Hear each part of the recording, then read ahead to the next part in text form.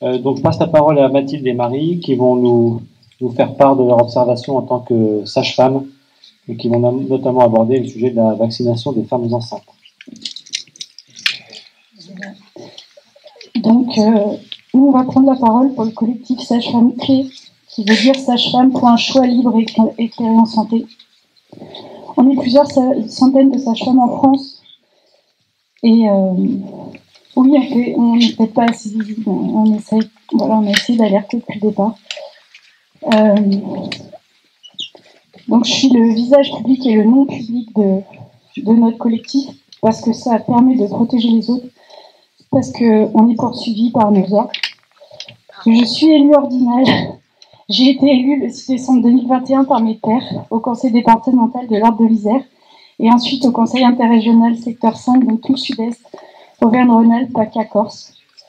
Donc je peux prendre la parole parce que aussi ce statut-là me protège, parce que je suis des leurs. Et donc c'est difficile de dire que voilà.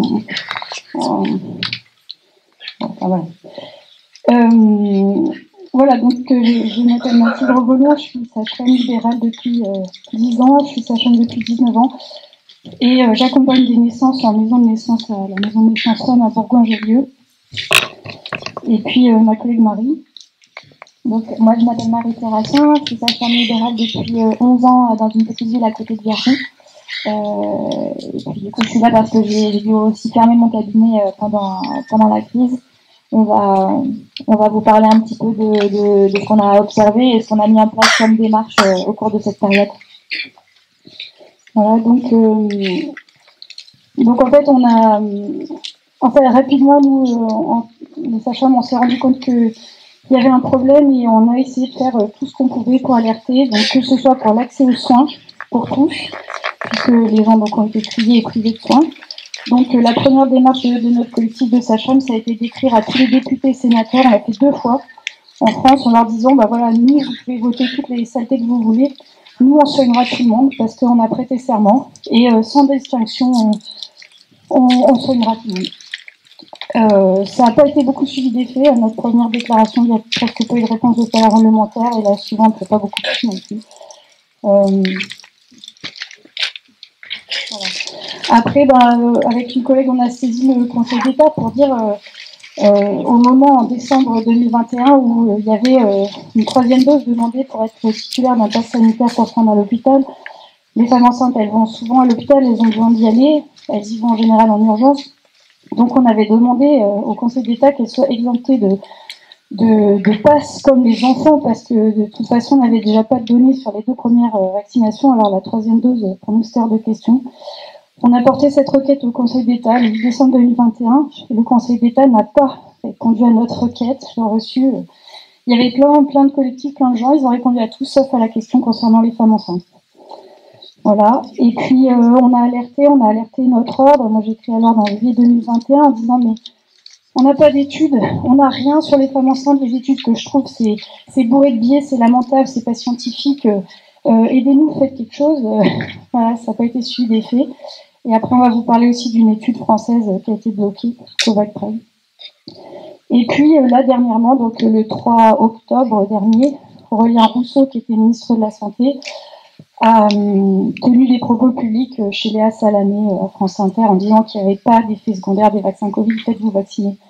Donc c'était insupportable et donc notre collectif a déposé plainte à la Cour de justice de la République avec de nombreux collectifs de victimes contre Monsieur Rousseau pour dire que c'était pas possible de tenir des propos publiquement pareils. Et suite à ça, le 1er décembre, il y a eu une intrusion au Conseil national de l'Ordre des sages-femmes. Mon dossier et celui d'autres sages-femmes du collectif ont été consultés. Voilà, c'est juste incroyable. Donc je suis allée porter plainte en gendarmerie, qui là ont pris l'affaire très au sérieux. Suite à ça, Aurélien Rousseau a démissionné, on ne sait pas s'il y a un lien, mais bon. Voilà. Donc en tout cas, il y a des choses qui se passent qui ne sont pas tout à fait normales, et on n'a pas de nouvelles de la plainte à la Cour de justice de la République malgré nos relances. Voilà. Donc ça c'était tout le volet un peu juridique qu'on a essayé de faire pour alerter avec nos faibles moyens, pour dire là, ça va pas, il faut faire quelque chose. Alors, donc, on a aussi eu un volet plus scientifique où, en fait, au départ, on s'est dit, mais moi, en tant que sage-femme, on m'a dit il faut que les femmes enceintes soient vaccinées. Bon, alors, j'ai fait comme je fais quand je suis sage-femme. Je vais sur PubMed, qui est une librairie médicale en ligne, et puis je cherche des études. Et à l'époque, même encore maintenant, toutes les études sur le Covid étaient gratuites. Et donc, on avait accès à tous les textes. Et là, donc, j'ai commencé à lire des études, et je me suis dit, il y a quand même plein de choses que je comprends pas, mais je suis pas spécialiste, mais il y a quand même des biais, il y a quand même des choses qui vont pas dans ce que je lis. Il n'y a pas assez de femmes. Enfin, les groupes sont pas ok, les données sont présentées de façon étrange. Donc voilà. Après, en regardant les notices, il y avait rien. On sait que Pfizer n'a pas testé le vaccin chez des femmes enceintes. Et l'European Medicine Agency, l'EMA, disait pas du tout de vacciner les femmes enceintes. Ils disaient vraiment au cas par cas. Voilà. Donc c'était très différent du discours officiel français. Et puis, on nous a annoncé une super étude COVAX-PREG, que la NSM a annoncé en avril 2021, où donc les femmes enceintes qui allaient être vaccinées allaient pouvoir être incluses. Très rapidement, la NSM a dit non, en fait, on a un conflit d'intérêt, on va donner cette étude aux hospices civils de Lyon. Et puis, du coup, moi, j'ai écrit la chercheuse Judith Cotin qui s'occupe de cette étude COVAX-PREG en disant mais alors on fait quoi, on fait comment, là, parce que c'est bon. Qu'est-ce qui se passe? Et puis, j'entendais pas parler de son étude, et en fait, son étude a été bloquée pendant 8 mois, parce qu'elle n'a pas reçu les autorisations administratives du comité de protection des personnes. Mais c'est sûr que injecter des femmes enceintes sans étude, c'était déjà pas possible, mais c'était sur ça que le comité de protection des personnes aurait dû s'opposer, pas sur le fait de lancer l'étude qui devait étudier ce qui se passait. Et donc cette étude a été bloquée, et quand elle a été lancée enfin, c'était fin novembre 2021, il n'y avait pas de budget pour sa diffusion. Donc il devait y avoir 5000 femmes inclus, il y en a eu 938. Voilà, et donc on a fait des demandes d'accès aux résultats via notre avocate. Et donc l'étude n'est toujours pas publiée. On a reçu des chiffres préliminaires sur lesquels en fait on peut rien conclure, mais où l'auteur va se permettre probablement de conclure, donc on va avoir les suites à donner. Et il y avait une autre étude aussi qui s'appelle COROPREG, qui devait étudier les femmes enceintes qui avaient eu le Covid, parce qu'on nous disait qu'il y avait beaucoup de dangerosité. Alors pareil, on a inclus des patientes, et l'étude a été prévue de sortir en mai 2022, mais on n'a toujours pas reçu de réponse, et pareil, on a relancé les chercheurs, et on nous dit oui, c'est en cours. Voilà. Donc, voilà, on a essayé d'alerter, pareil, c'est dérisoire, quoi. Et puis après, là, on peut vous parler aussi de la pharmacovigilance, parce qu'on a fait des déclarations pour nos patientes.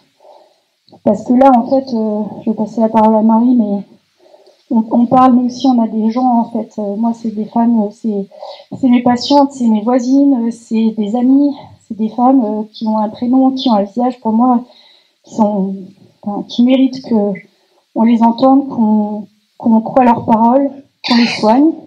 Et en tant que soignante, c'est évident que ce que je souhaite, c'est qu'on reconnaisse ces effets indésirables et qu'on soigne les gens. Et donc, c'est pour ces femmes-là qu'on est là.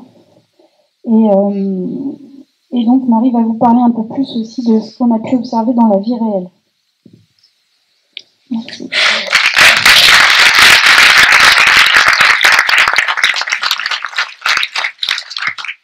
Donc, moi, je vais vous parler un peu de ce que j'ai pu observer dans ma pratique de sage-femme libérale. Juste pour rappel, une sage-femme libérale peut faire le suivi médical des grossesses, on fait le suivi gynécologique des femmes de l'adolescence à la ménopause, on fait tout ce qui est contraception, on va faire évidemment l'accompagnement des bébés, nouveau-nés et des parents. Donc dans ce cadre-là, entre à peu près avril 2021 et puis jusqu'à début 2023, dès que j'ai vu que les injections étaient mises en place, dans mon petit cabinet, j'ai commencé à répertorier tous les effets secondaires potentiels du vaccin pour avoir un petit suivi et une idée de ce qui pouvait se passer. Donc au final, sur un an et demi, j'ai à peu près 60 cas de patientes qui qui peuvent clairement avoir un effet secondaire lié aux injections. Ce qui est assez énorme sur une activité comme la mienne. Donc, on a à peu près, on s'est dit qu'il y avait au minimum 1% d'effets indésirables répertoriés, en sachant que, bon, par rapport à la pharmacovigilance, vous savez que c'est assez faible le taux de cas répertoriés réellement. Il y a à peu près 10% maximum de déclarations en pharmacovigilance entre les personnes qui ne parlent pas forcément de leurs effets secondaires, qui ne savent pas forcément que ça peut être lié. Ensuite, nous, en tant que professionnels, que ce soit les médecins, enfin tous les professionnels de santé, c'est difficile de déclarer parce qu'il faut au minimum 20 minutes pour faire une déclaration. Souvent, c'est pas pris en compte parce qu'il manque des preuves. Donc voilà, dans notre rythme quotidien, c'est très difficile finalement d'arriver à une réelle prise en compte de chaque cas. Voilà, donc par rapport à ça, tu voulais rajouter quelque chose peut-être sur la pharmacovigilance, sur la pharmacovigilance, on a fait des signalements, hein, bien sûr, parce qu'il faut faire des signalements, c'est très important, et en effet, merci à ceux qui déclarent. Et en fait, j'ai une maman qui a eu un bébé de tout petit poids par rapport à celui qui était prévu, et j'ai dû envoyer de multiples courriers pour qu'on veuille bien prendre en compte cet effet-là, parce que c'était le seul facteur de risque qu'elle avait, c'était son vaccin pendant la grossesse, et ça a été vraiment voilà, des échanges de courriers incessants et pour pouvoir faire reconnaître ça. Donc, et ça, tous ceux qui font des déclarations le savent, c'est très compliqué, c'est comme je disais tout à l'heure, quelqu'un, si on fait soi-même en tant que patient, c'est encore plus compliqué, mais même nous, en fait, en tant que professionnels, on nous refuse des signalements de pharmacovigilance en disant que ça va pas bien, qu'on n'a pas assez de preuves. Donc après, moi, les effets indésirables que j'ai pu remarquer au cabinet, bon, vous avez certainement tous entendu, hein, les femmes ont eu quand même un gros impact de ces injections. Donc évidemment, tout ce qui va être trouble du cycle de tous les types, en allant de l'arrêt des règles jusqu'à des règles hémorragiques. En tout cas, il y a eu très souvent une modification dans le profil de saignement des femmes. Des douleurs, des règles qui pouvaient être vraiment très douloureuses d'un mois à l'autre, en fait, suite aux injections, et que ce soit la première, la deuxième ou la troisième dose. Donc pour certaines femmes, ça a été transitoire, mais pas pour toutes. J'ai eu aussi des fausses couches précoces spontanées dans les jours ou semaines qui ont suivi l'injection. Après, par rapport aux grossesses, on a répertorié quand même des retards de croissance, des petits poids pour l'âge gestationnel, donc des bébés qui sont un peu plus petits que la norme, même s'ils restent dans la normale, et des prématurités légères. Donc au lieu de naître à 37 semaines, ils naissaient entre 35 et 37 semaines, un petit peu plus tôt que la normale. Sinon, pour toutes les femmes, grossesse ou pas grossesse, il y a eu des cas d'hypertension artérielle, évidemment des troubles cardiovasculaires avec des thromboses assez atypiques, des embolies pulmonaires. Moi, j'ai eu une jeune de 20 ans qui a eu une phlébite massive. Donc, une phlébite, c'est un caillot dans une veine. Les médecins n'avaient jamais vu ça parce que le caillot allait de la cheville jusqu'au bassin, presque jusqu'au nombril. Voilà, c'était vraiment très très atypique. Des cas de cancer du col de l'utérus assez massifs.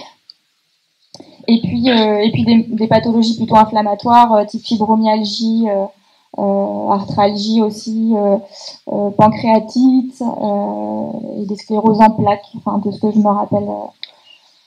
Donc voilà, c'est sûr que c'est difficile nous au quotidien aussi. On travaille vraiment pour les femmes, les patientes, et on essaye de valider, d'écouter, de donner le plus possible de valeur à tout ça, mais forcément c'est pas toujours simple, notamment parce que la pharmacovigilance a de nombreuses limites.